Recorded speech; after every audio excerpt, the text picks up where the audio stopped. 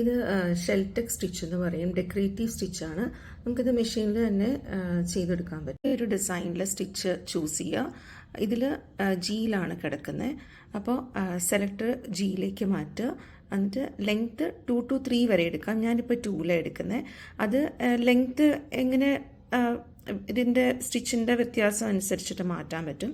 പിന്നെ thread tension ഞാനിപ്പോൾ 6ലാണ്. 6 to 8 വരെയൊക്കെ എടുക്കാം നമുക്ക്.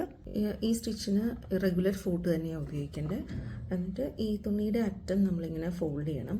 ഫോൾഡഡ് എൻഡ്സിലാണ് നമ്മൾ ഈ സ്റ്റിച്ച് കൊടുക്കുന്നത്. എന്നിട്ട് ഈ സൂചി ഈ ഒരു തുണിയുടെ അറ്റത്ത് വരുന്ന പോലെ വേണം നമ്മൾ വെക്കാനായിട്ട്. കാരണം ഷെൽടെക് എന്ന് പറയുന്നത് നമ്മളിവിടെ ഒരു ടക്കിൻ പോലത്തെ ഒരു സ്റ്റിച്ച് വരും. നല്ല ഭംഗി ഇത് തയ്ച്ച് കഴിയുമ്പോഴത്തേക്കും നമുക്ക് കുർത്തയുടെ ഒക്കെ സ്ലീവ്സിൻ്റെ അറ്റത്ത് കൊടുക്കാം, അല്ലെങ്കിൽ ബോട്ടം ഹെമ്മിങ് കൊടുക്കാം, ഈവൻ നെക്ക് ഡിസൈൻ വരെ കൊടുക്കാൻ പറ്റും.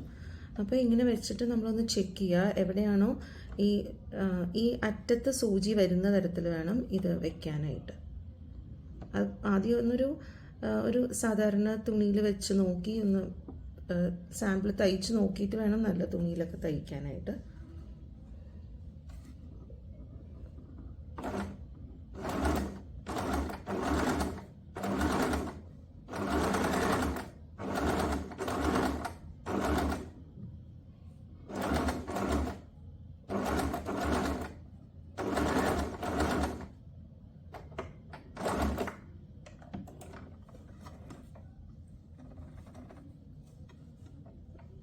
ഇങ്ങനെ വരും.